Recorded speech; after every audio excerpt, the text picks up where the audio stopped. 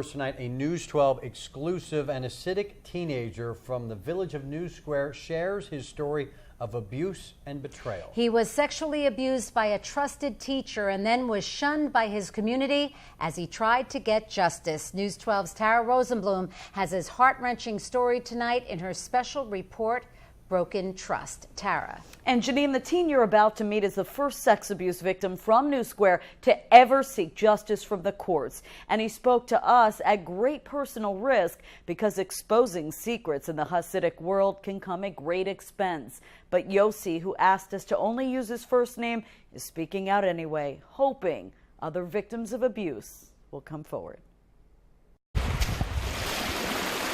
Just a stone's throw from the Hudson, in the heart of rural Rockland County, sits a tiny town that is arguably one of the most religious, most insular property. Make a U-turn and go. Places in all of America. I love to live here. It's very quiet, only Jews. In New Square, the signs are in Hebrew. The women are forbidden to drive, and the Torah dominates every aspect of life. And for the most part, there's a shroud of secrecy that surrounds the ultra-Orthodox Jewish families who live here. Many of them don't trust the outside world, so they keep to themselves. But for one teen, all that isolation allowed for a dark secret that nearly destroyed him. I used to be a happy child, happy teenager. Since the abuse, so it's just, I'm a different person. In the eyes of his religious leaders, sharing the story you're about to hear is considered a sin. But Yossi is determined to see that no other child suffers the way he did. Even if it can help one victim, in any way to get better and come forward, I think it's worth it. Yossi's loss of innocence came at age 15, shortly after he dropped out of religious school. Hoping to get him back on track, his family enlisted the help of Herschel Taubenfeld, a jovial, well-respected and connected teacher known for having a way with kids. And at first, it seemed like a perfect fit. When you leave the Hasidic lifestyle, you lose a lot. You lose friends, some supportive family, and just had a listening ear. And so Yossi suspected little when lessons at Taubenfeld's house took a very unconventional turn. He told me that he has the ability to read the palm of my hand, and I was fascinated. So I told him, go ahead, tell me. But soon, Yossi's life coach started to read other parts of his body. Every time he dared to touch more sensitive parts of my body and private parts, until he covered my entire body and, was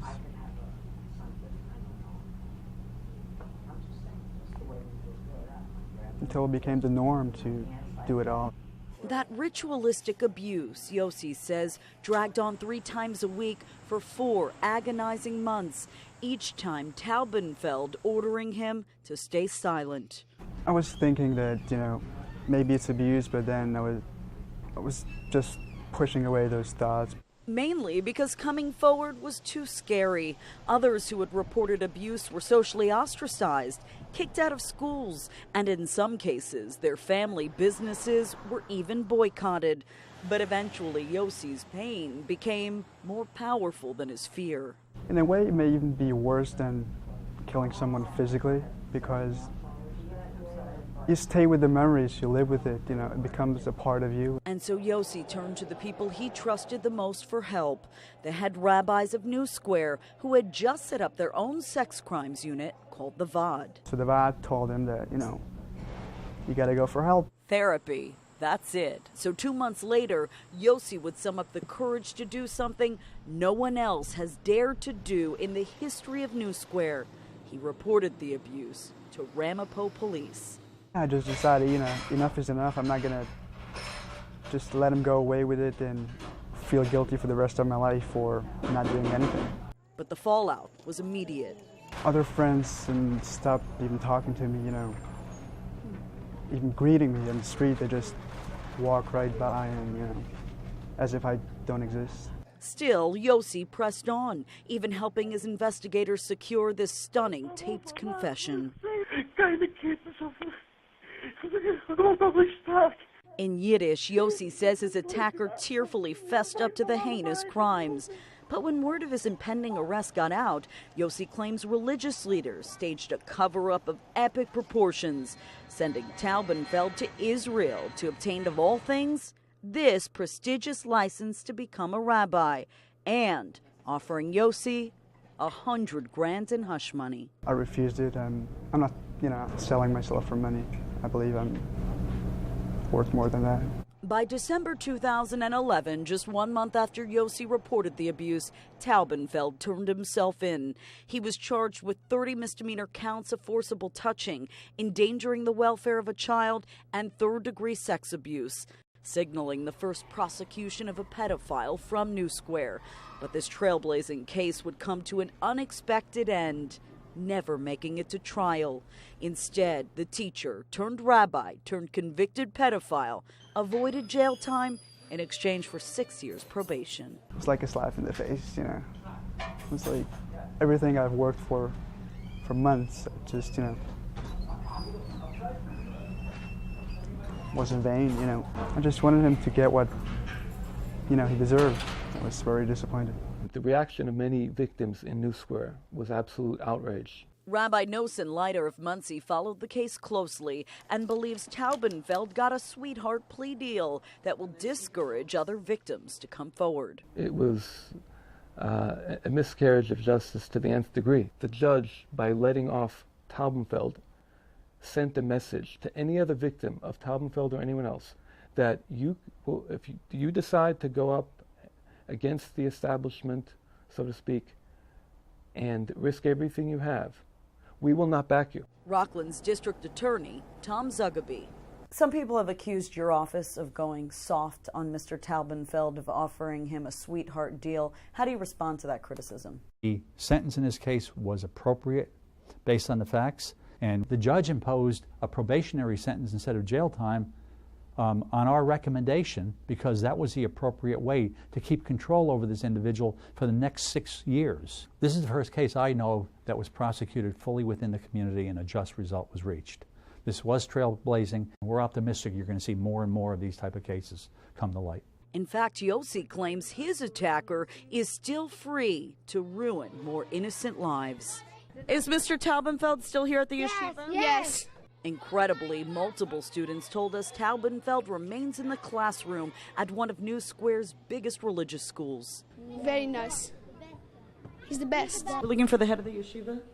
We're just looking for the principal. Instead of answering our questions about whether a pedophile is in fact employed here, school leaders called the police. But outside, we found no shortage of people willing to come to Taubenfeld's defense. I don't consider him as guilty. I think he was unfairly targeted. And we got the same reaction when we went to Taubenfeld's home.